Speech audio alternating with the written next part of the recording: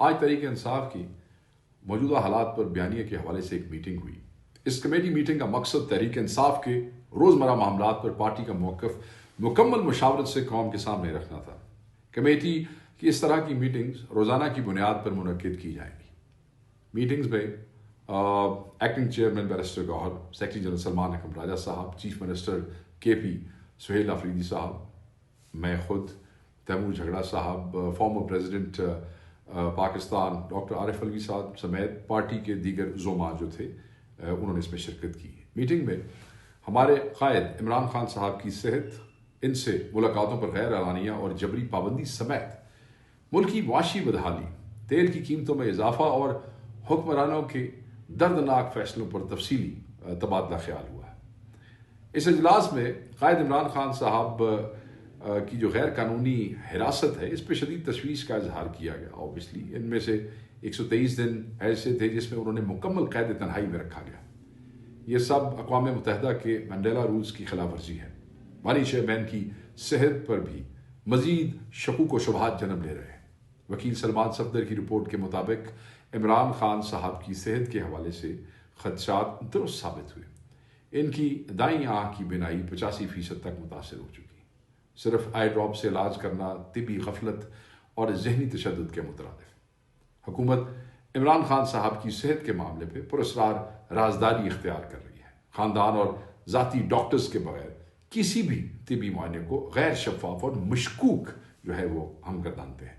इसके अलावा हमारे कायद से मुलाकातों का सिलसिला भी तवील अरसे से बंद है। अक्टूबर 2025 से खान साहब के वकला और अहले खाना से मिलने की इजाज़त नहीं है। दिसंबर में सिर्फ 20 मिनट के लिए उज़माबाजी से मुलाकात करवाई गई थी। हमने डिमांड किया है, हमारा मुतलबा है, मुसलसल भी मुतालबा है कि खान साहब का मुआयना इनके ज़ाती डॉक्टर्स डॉक्टर फैसल सुल्तान, डॉक्टर आसिम यूसुफ से कराया जाए। ज़ाती डॉक्टर्स की गैर मौजूदगी में किसी भी सरकारी मेडिकल बोर्ड को न तस्लीम किया गया और न ही तस्लीम किया जाएगा। वी डिमांड, हमारा मुतालबा है कि तिबी मुआयने के दौरान कम अज़ कम एक फैमिली मेम्बर की मौजूदगी लाजमी हो। आँख के इलाज और सर्जरी के लिए खान साहब को फौरी तौर पर शिफा इंटरनेशनल हॉस्पिटल मुंतकिल किया जाए। हम बारहा इस मुतालबे को दोहरा रहे हैं और उस पर जोर दे रहे हैं। लापरवाही बरतने पर जेल सुपरिटेंडेंट अब्दुल गफूर अंजुम और दीगर जिम्मेदारान के खिलाफ कार्रवाई भी की जाए, इसकी भी डिमांड करते हैं। खान साहब की सेहत करोड़ों पाकिस्तानियों के लिए रेड लाइन है। अगर खान साहब की सेहत या जिंदगी को कोई नुकसान पहुंचता है तो पंजाब हुकूमत और जेल इंतजामिया जिम्मेदार होंगी। दूसरी जानब हुकूमती फैसले अवाम के लिए मजीद मुश्किलात पैदा करते दिखाई देते हैं। हालिया दिनों में पेट्रोल और डीजल की कीमतों में 55 रुपए फी लीटर तक का इजाफा किया गया, जिसके बाद पेट्रोल की कीमत 321 रुपए और डीजल 335 रुपए फी लीटर तक पहुंच गई। ऐसे वक्त में जब मुल्क में महंगाई तकरीबन 45% और बेरोजगारी 21% के करीब बताई जा रही है, यह इजाफा अवाम पर मजीद बोझ डालने के मुतरादिफ है। हुकूमत पहले ही फी लीटर 100 रुपए से जायद पेट्रोलियम लेवी भी वसूल कर रही थी। अब ये देख लें, जो अब मजीद 20 रुपए बढ़ा दी गई है, जिसके बायस अवाम पर इजाफी माली दबाव बढ़ता जा रहा है। शदीद डिप्रेशन का शिकार हो रहे हैं। डीजल की कीमतों में होशरुबा इजाफे से ट्रैक्टर और थ्रेशर जैसे ज़रूरी आलात के अखराजात बढ़ जाएंगे, बढ़ गए हैं जनाब, जिससे किसान की कमर टूट जाएगी और मुल्क में ग़ज़ाई क़िल्लत जैसा बहरान पैदा होने का खदशा है।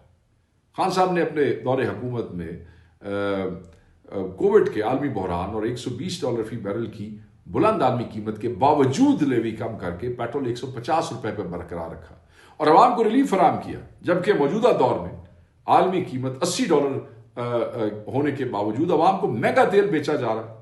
अवाम को कुर्बानी का दर्श देने वाली हुकूमत ने खुद 11 अरब रुपए का गल्फ स्ट्रीम जेट खरीदा है, जिसके उड़ान के अखराजात 12 से 13 हजार डॉलर फी घंटा हैं।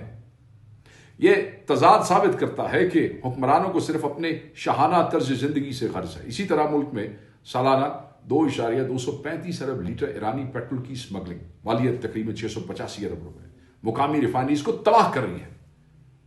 पेट्रोल का इजाफी जखीरा फरोख्त न होने की सूरत में रिफाइनरीज के लिए भारी नुकसान का बायस बनता है, जिसके नतीजे में जेट फ्यूल और डीजल के स्टॉक में कमी कौमी सलामती का मसला बन चुकी है। ओगरा के 30 दिन के स्टॉक के दावे के बरक्स ऑयल मार्केटिंग कंपनीज OMCs ने इंकशाफ किया कि मुल्क में सिर्फ 15 दिन का स्टॉक बाकी है, जिसकी वजह से हुकूमत वकलाई और उन्होंने हंगामी तौर पर पेट्रोल कोटा और वर्क फ्रॉम होम जैसे इक़दाम के ऐलान किए। अब हुकूमत हमें बताए कि सूरत हाल में मुतवक्को बहरान से निपटने के लिए क्या प्लान मौजूद है। पड़ोसी ममालिक के बरक्स ये हुकूमत रूस से सस्ता तेल खरीदने में बुरी तरह नाकाम रही है। क्यों भाई? पेट्रोलियम मसनूआत की कीमतों में इस होशरुबा इजाफे की वजह से सिर्फ जंगी सूरत हाल नहीं है, बल्कि मौजूदा हुकूमत की नाहली और आवाम दुश्मन पॉलिसीज हैं। हमारे पड़ोसी मुल्क ने बेहतरीन सिफारतकारी के जरिए रूस से सस्ते दामों में तेल खरीद कर अपनी आवाम को रिलीफ फराम किया है, जबकि फॉर्म 47 की हुकूमत ऐसा करने में नाकाम रही है। पाकिस्तान तहरीक इंसाफ मुतालबा करती है कि कौमी और अवामी मफादात को तरजीह देते हुए रशिया के साथ बेहतर सफारती ताल्लुकात इस्तवार किए जाएं, ताकि वहां से सस्ता तेल हासिल करके अवाम को आलमी मैंडेट, आलमी मार्केट के झटकों से बचाया जा सके। इस तरह हुकूमत एक तरफ इत्तेहाद की बातें कर रही है तो दूसरी तरफ पंजाब से खैबर पख्तूनख्वा के लिए सस्ते आटे की सप्लाई रोकी जा रही है। देख लो तुसी। और सूबे के जायज मालियाती हिस्से NFC की फराहमी में रुकावटें खड़ी की जा रही है, जिससे सूबे पर मजमूई तौर पर मनफी असरात मुरतब हो रहे हैं।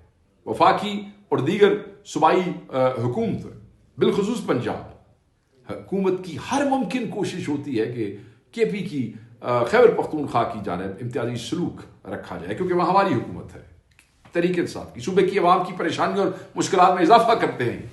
GHQ हमला केस में भी पाकिस्तान, एक और बात जिस पर डिस्कशन हुई, पाकिस्तान तहरीक इंसाफ के रहनुमाओं को सुनाई जाने वाली सजाएं न सिर्फ इंसाफ के बुनियादी असूलों के मुनाफे में, बल्कि ये पाकिस्तान की सियासी तारीख में इंतकामी कार्रवाइयों की एक अफसोसनाक मिसाल है जो आज हुआ। पाकिस्तान तहरीक इंसाफ बारहा वाजे कर चुकी है कि पार्टी का मौकफ हमेशा आईन, कानून और पुरअमन सियासी जद्दोजहद पर मबनी रहा है, मगर अफसोस के साथ कहना पड़ता है कि मौजूदा फैसले ने यह तासुर मजीद मजबूत किया है कि मुल्क में इंसाफ के निज़ाम को सियासी मकासद के लिए इस्तेमाल किया जा रहा है। इस केस में कुल 47 रहनुमाओं और कारकुनान को सजा दी गई है, जिनमें से जो अहम नाम है वो उमर अयूब साहब है, जरताज गुल साहबा है, मुराद सईद साहब है, शिबली फराज, हमाद अजहर, कमल चौधरी, शेख राशिद शफीक, शहबाज गिल, जुल्फी बुखारी, मोहम्मद अहमद चट्ठा, राय हसन नवाज, राय मोहम्मद मुर्तजा और दीगर शामिल। इनमें से मुतअद्दिद रहनुमाओं को इनकी अदम मौजूदगी में सजाएं सुनाई गई है। मतलब ट्रायल चल रहा है, जो नहीं आए उनको इश्तिहारियों को आपने सजा दे दी। ये पहली मरतबा हुआ है कि जबरी तौर पर इश्तिहारी दिए गए अफराद को ट्रायल की तकमील से पहले सजा सुना दी गई, जो हमारे निज़ाम अदल के माथे पर एक दाग है और अदालती वक़ार पर जोरदार तमाचा है। पाकिस्तान तहरीक इंसाफ वाज़ेह करती है कि ये फैसले न तो आवाम की आवाज़ को दबा सकते हैं और ना ही पार्टी की जमहूरी जदोजहद को रोक सकते हैं। हम इस फैसले के खिलाफ तमाम आईनी और कानूनी रास्ते इख्तियार करेंगे और हर फोरम पर इंसाफ के लिए आवाज़ बुलंद करेंगे। थैंक यू जी। ये वो फैसले थे, ये वो बयानिया है, ये वो पार्टी पोजीशन है जो आज आपके पार्टी ज़ुमा, आपके ज़िम्मेदारान, आपके चीफ मिनिस्टर, आपके और जो पार्टी के जो लोग थे उन्होंने इस हवाले से ये पोजीशंस दी है, जो कि पार्टी की ऑफिशियल पोजीशंस है। Thank you very much.